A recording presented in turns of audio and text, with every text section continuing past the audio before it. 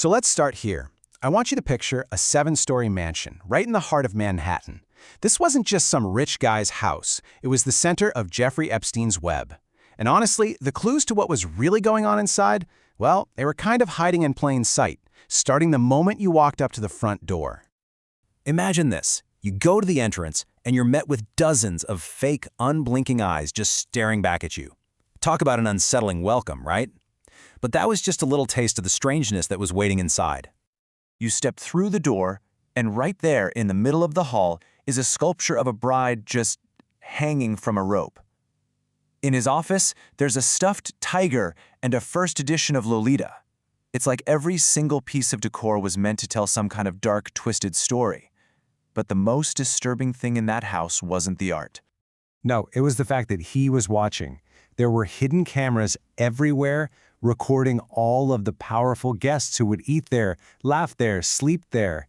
They were even placed right above the beds in the guest rooms, capturing absolutely everything.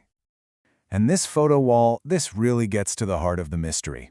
You see Epstein pictured with some of the most powerful people on the entire planet. So the question is, how on earth did a guy with so many dark secrets get this kind of access? Well, a massive trove of documents that were just unsealed is finally starting to give us some answers. And that brings us to what are being called the January files.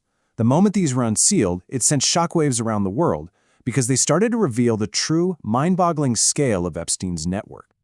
And when I say scale, I mean it's just staggering. We are talking about more than 3 million pages of documents released to the public.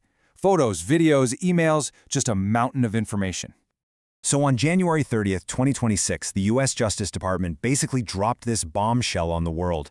And these weren't just random bits of paper. These files contained specific high-profile names that up until now had only ever been whispered about. I mean, the list reads like a who's who of global power. You've got presidents, prime ministers, princes, billionaires, you name it. But what's really new this time around is that major figures from India have emerged, which shows this was a truly global network. So, what kind of power did this one man really hold over all of them? Right, so you have to ask yourself, how did this whole thing actually work?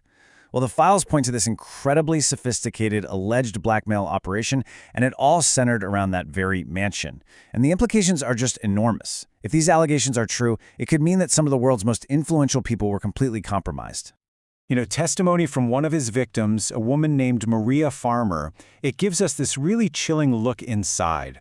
She described being in a media room and seeing all these monitors showing live feeds from those hidden cameras. Her words were so stark, she just said, toilet, toilet, bed, bed. And that constant surveillance seems to be step one in this alleged 4-part system. First, you lure powerful people to your home. Second, you secretly record them. Third, you label and store those recordings. In fact, the FBI found a hidden safe stuffed with CDs, each labeled with the name of a minor and someone else. And fourth, you allegedly use that material for blackmail. Okay, so now that we have a sense of the alleged how, let's really dig into the who. Because these documents, they connect the dots between Epstein and some of the world's most recognizable people. Let's take Bill Gates, for example. Publicly, his team has always said there was no business relationship, no friendship, but then you look at the files, and they show that they met several times at Epstein's mansion and that Gates flew on Epstein's private jet, and this was all after Epstein was already a convicted offender.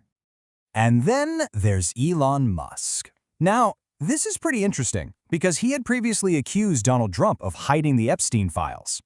But then this email from Musk himself was discovered. In it, he's asking Epstein what day/night will be the wildest party on your island. The connections to India are particularly stunning. The files lay out this crazy sequence of events in May of 2019. On the very same day as India's election results, the industrialist Anil Ambani meets with Epstein. This came right after Epstein messaged Trump's strategist Steve Bannon to say Modi was sending someone. After the meeting happens, Epstein tells Bannon it was a really interesting Modi meeting. And then, the very next day, he sends this final cryptic message, Modi on board. And this wasn't just a one-time thing.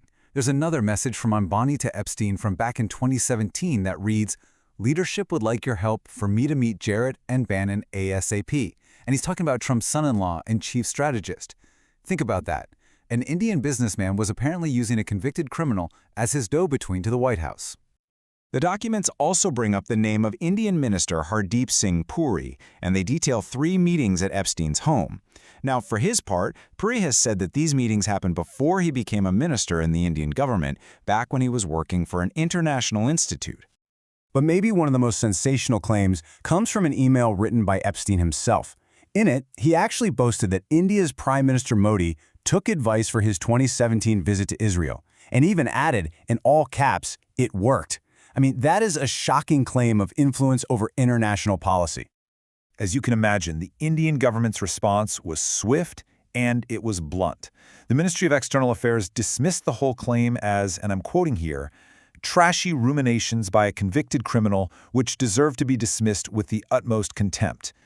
And then, back here in the US, Donald Trump's name appears over 4,500 times in these files. The documents include some very serious allegations of sexual abuse, which the White House has categorically denied. They've called them untrue and sensationalist claims that are just intended to discredit him.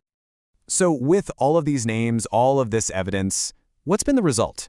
I mean, what does justice even look like in a scandal that is this vast and this complicated?